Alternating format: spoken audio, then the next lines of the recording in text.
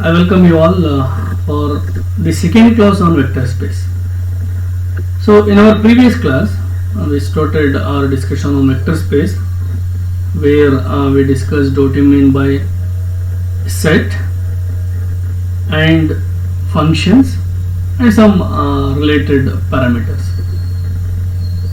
and also I explained the outline of algebraic structure, I think. So in this class we are going to discuss about vector space and subspace.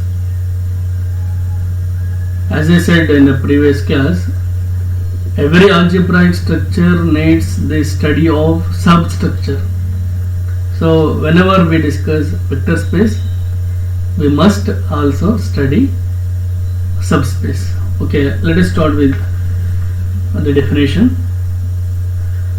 And if you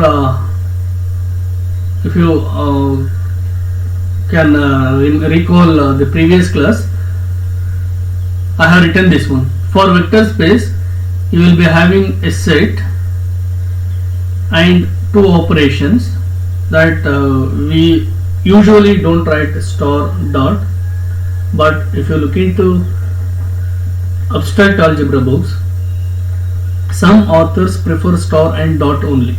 That is the generalized notation. Because when we use plus and dot, the problem is what we mentally fix ourselves is plus is for addition and this dot is for multiplication. That is the problem.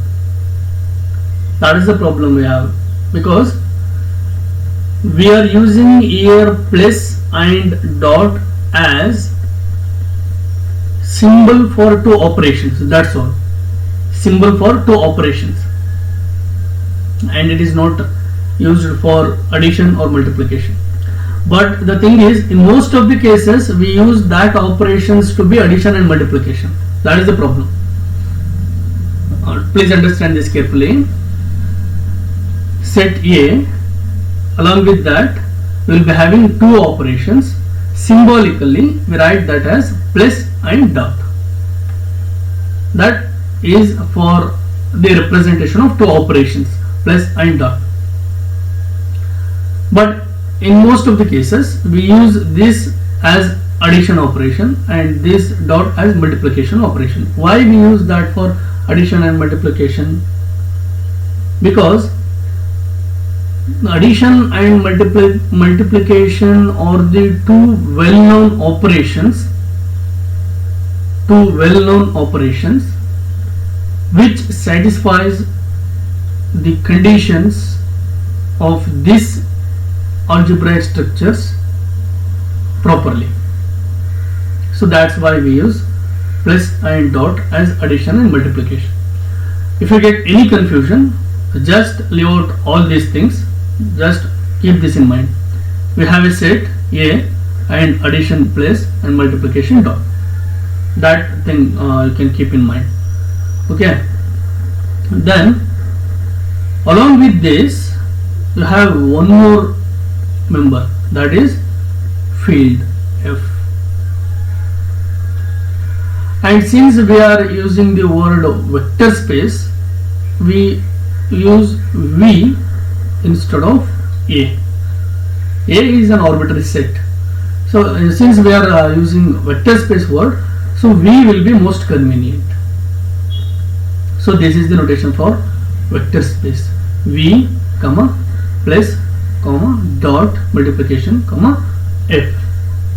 So, and also I explained the closure property, closure and associative. So those two things, associative, you have to keep in mind. Okay, a set, or okay, I'll start like this definition. Let V be a set. Let V be a set, and F is another set, and F is another set. Say we are arbitrarily taking two sets. we say that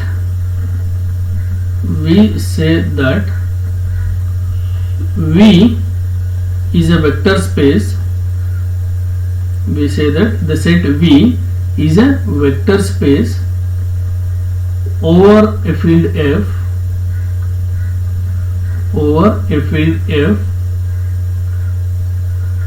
with respect to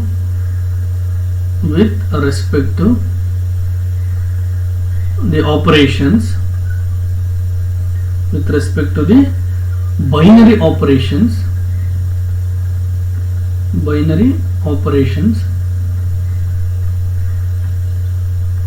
plus and multiplication dot if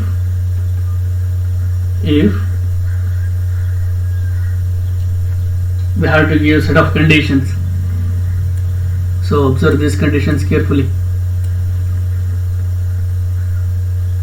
Closure law.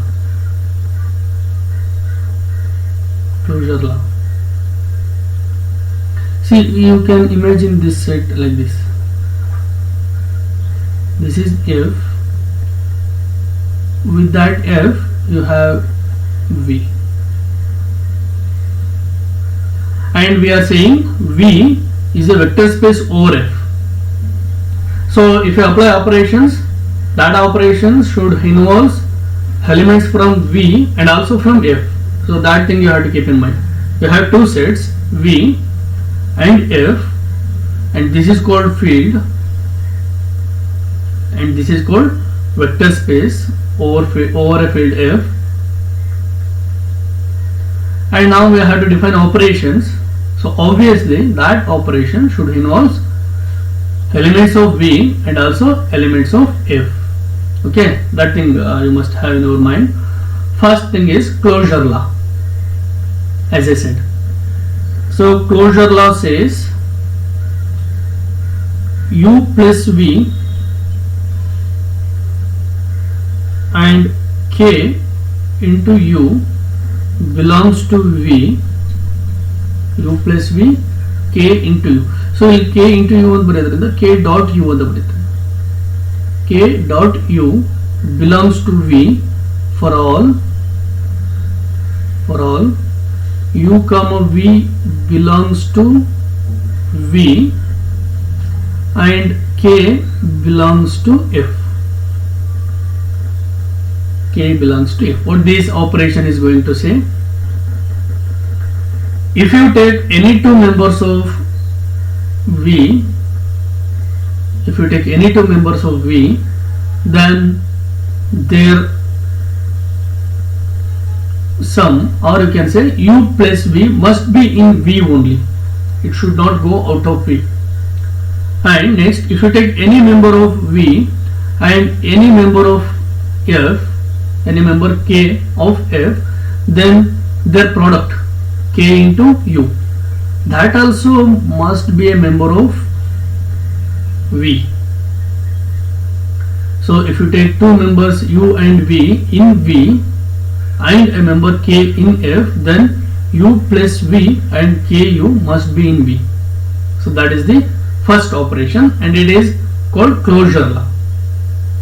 Closure law, what it assures you is, if you apply operation, the resultant will be a member of that set only. That is what closure law says. The resultant of that operations must be in that set only. Second operation.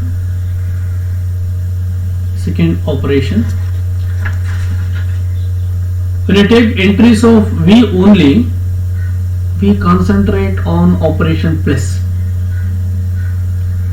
When operation multiplication comes to picture, that comes to picture when we use entries of V along with entries of F.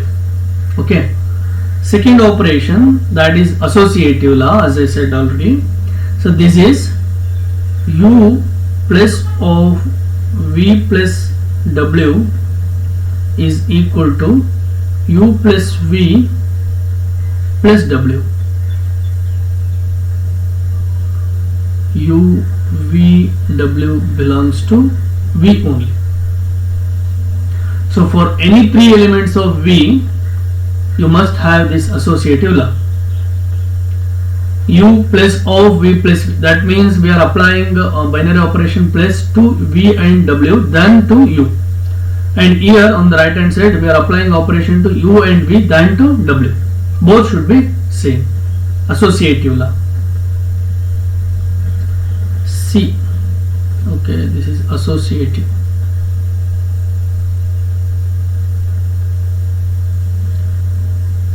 C. Identity element. C. Identity element.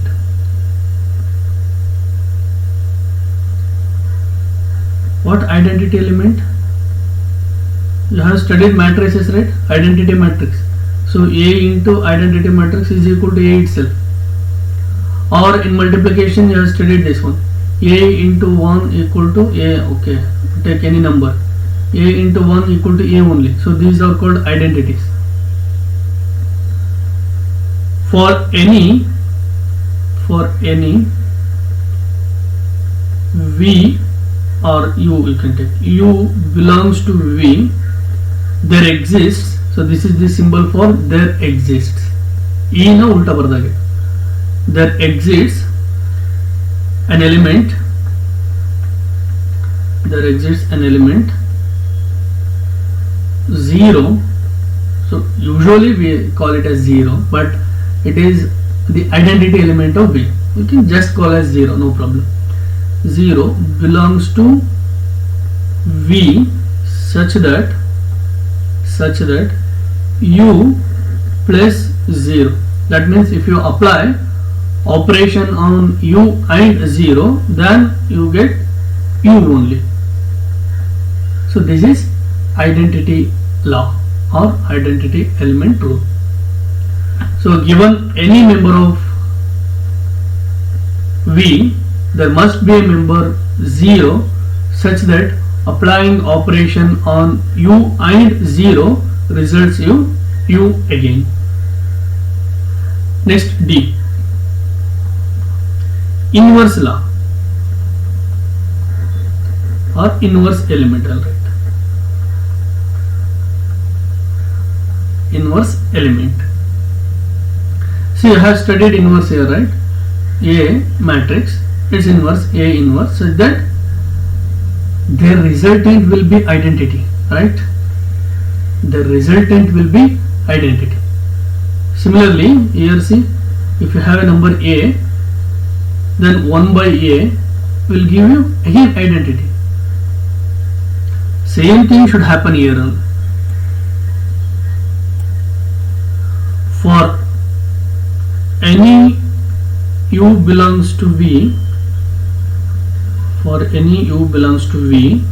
there exists minus U belongs to V such that U plus, you should not write U minus U, U plus of minus U equal to identity element of V 0. Given any element of V, there must be an element in V such that applying operation on those two will result you identity element. Okay, this is inverse law. Next, A, B, C, D, E.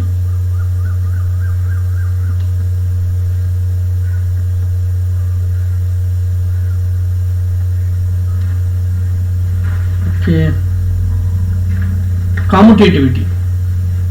Commutative,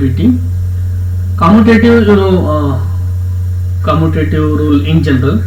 So commutative means helping someone. If you help someone, he will help you back. So in a mathematical way, you can write this as commutativity.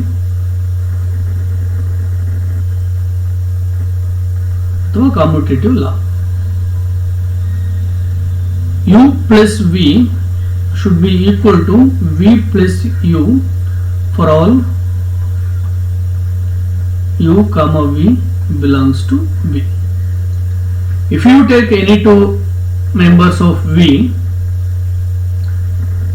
then applying operation on U and V should be equal to applying operation on V and U. So usually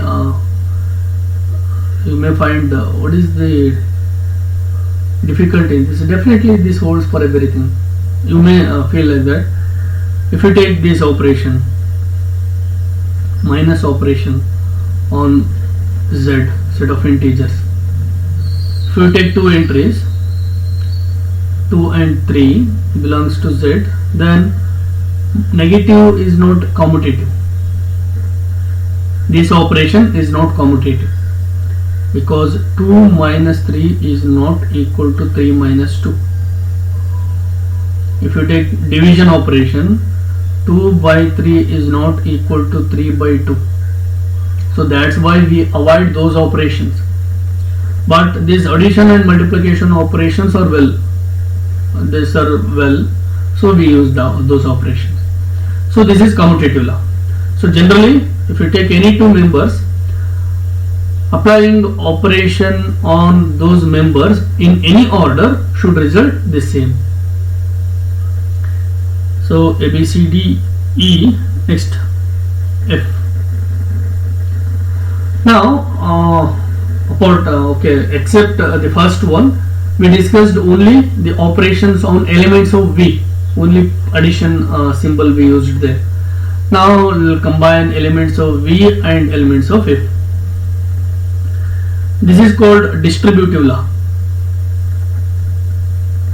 Distributive law. Okay, there are two steps. Okay, I'll write like this. Distributive. How elements of V are distributive over elements of F, or elements of F are distributive over elements of V. F. If you take K and apply it on U plus V, then it should be equal to KU plus KV. See what we are doing here on left hand side. We are applying the second operation. We are applying the second operation dot on K and U plus V. On the right hand side, we are applying the second operation on K and U and K and V separately, then applying the first operation between them. You may feel it is tedious, but still try to understand this. K times of U plus V equal to KU plus KV. If you are able to remember the same thing as it is, then no problem. If you want to understand this, the inner meaning of this is applying operation on two members of V, then second operation with respect to a member of F is same as applying the second operation on members of F and V, then applying first operation. So this is distributive law 1, and the second one under this is K1 plus K2 into V, or you can take U, equal to K1U plus K2U. Just we have interchanged the roles of U and V, that's all. Scalars and members of F and members of V, role interchange ಆಗಿದೆ ಅಷ್ಟೇ. ಇಲ್ಲಿ V ಇಂದ 2 member ತಗೊಂಡಿದ್ವಿ, K ಇಂದ 1 member, but second ಕೇಸಲ್ಲಿ V ಇಂದ 1 member, F ಇಂದ 2 member ತಗೊಂಡಿದ್ವಿ. So this is a distributive law. And next, there is one more type of distributive, EFGH. K1 into K2 times of U equal to K1 times of K2U. So applying the multiplication operation in any order gives you the same thing, but this is not commutative. FGH, the last one, unit element.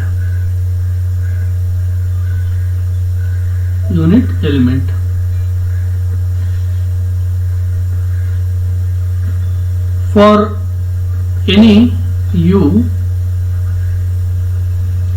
belongs to V, there exists one, usually it belongs to F, such that 1 into u equal to u, such that 1 into u belongs to u. So this is about unit element.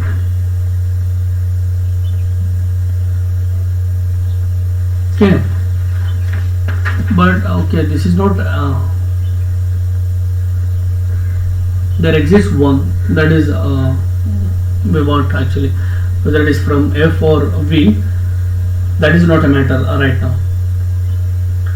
Okay, for any element u belongs to V, there exists an element 1, preferably it should be from V, such that 1 into u equal to u, such that 1 into u equal to u. So that is called existence of unit element. So with this we have determined all the properties, all the properties that a set has to satisfy to become a vector space. Okay, yes, this actually from F only. Okay, that is from F only. Sorry for making confuse you. That is from F only, such that 1 into u equal to u. So with this we have the definition of vector space, and you can check that the operations we need to check are closure law, then associative, identity, inverse, commutative, and distributive, then unit. Okay, so these are the operations you need to check. 1, 2, 3, 4, 5, 6. Under this you get 3, 7. Okay, 6, 7, 8. Then 1 is missed. So totally it must be 9s. So for remembering these operations, so try to form any word that is comfortable to you. You can interchange these alphabets. Commutative, see, it is not mandatory that you have to check commutative law after inverse and identity. So the only mandatory thing is this one. You should not change the role of this one. First you need to check closure law, that is mandatory. Usually the next thing is associative law. After that you can use any operation, you can check any property. Directly you can go for inverse, inverse and then identity, or identity and inverse, or commutative. After this you can check commutative, no problem. So the thing is, first to try to fix CA, I element fix ಮಾಡ್ಕೊಳ್ಳಿ, ಉಳಿದದನ್ನ form ಮಾಡ್ಕೊಂಡು ನಿಮ್ಗೆ ಯಾವ್ದಾದ್ರು easy ಆಗೋ ತರ word ಮಾಡ್ಕೊಳ್ಳಿ, so that you can easily remember all the properties. Try to form any word that is comfortable to you. One word that is comfortable to you may not be comfortable to your friend, and even if I try to suggest, that may be comfortable to me but not to you. So try to form any word from these alphabets that is comfortable to you, which helps to remember the properties of vector space, and always try to fix these two, closure law and associative. Even if you want, you can change A, but closure law you are not allowed to change, because to check the further operations, first you need to know whether that operation is well defined or not. That is done by closure law. So you are not allowed to change closure law to any other position. So that's about okay, the vector space. And next thing is vector subspace. Subspace of a vector space.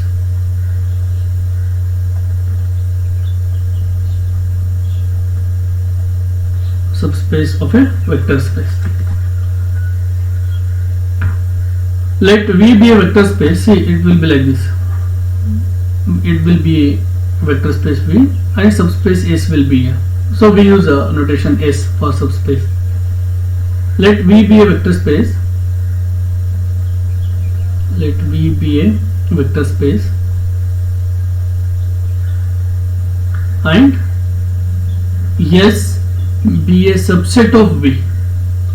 See, basically I am taking S as a subset of V. What do you mean by subset? S will be a subset of V if all the members of S are in V.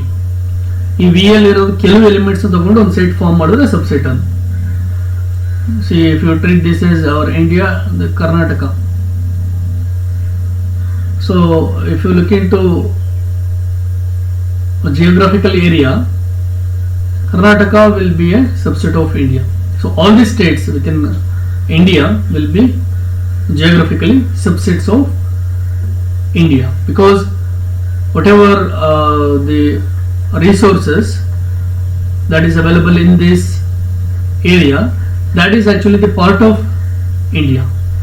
So in that sense, subset is a collection of few elements of the main set, and S is called subset of V and V is called superset of S.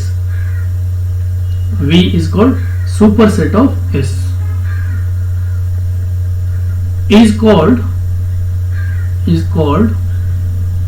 a subspace of V, is called a subspace of V if it has to satisfy two conditions. U plus V belongs to S for all U comma V belongs to S. Closure law. Second is alpha U belongs to S for all U belongs to S and alpha belongs to F. See, this is vector space with respect to F. Okay, these are the two conditions that S has to satisfy to become a subspace. You can easily observe that we are just verifying closure law, nothing else. If that closure law holds good, then S will be a subspace of V. Or equivalently, there is a single condition that replaces these two conditions. Equivalently, S is a subspace of V if alpha U plus beta V belongs to S for all alpha comma beta belongs to belongs to F and U comma V belongs to S. Okay, this is about the definition of subspace. So there is one note I forgot to mention, so that actually should be mentioned immediately after the definition of vector space. Okay, no problem, I will mention right now. Members of V are called vectors.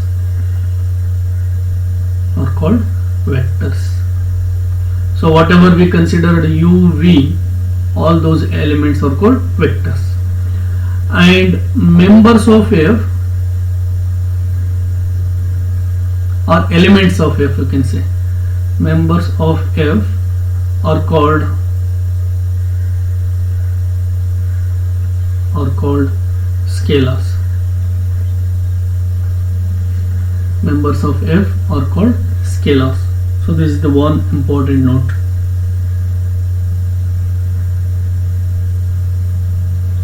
And next is about examples of vector space and subspaces. I hope that can be done in next class. So vector space and subspace. So next class we shall discuss examples on vector space and subspace, and then start with the problems on vector space. It may take 2 more classes to discuss problems on vector space and subspace. Okay, let us continue our discussion in the next class with the examples. So whatever we discussed in this class is about vector space. So given any set V and another set F and 2 operations plus and dot, we say that V will form a vector space over F if it satisfies closure law, associative law, inverse and identity law, commutative law, distributive. Under that you will be having 3 laws. Distributive, okay, that I think need to mention, right? See, this is called, for F, the operation F, k times of u plus v equal to ku plus kv. That is called scalar is distributive over vector addition. That we call as scalar is distributive over vector addition. And G, scalar addition is distributive over vectors. G, that operation is called scalar addition is distributive over vectors. H, scalar multiplication is distributive over vectors. And we don't consider this multiplication of vectors here. So dot operation, the multiplication operation is that obviously involves scalar and vectors. It never involves only vectors.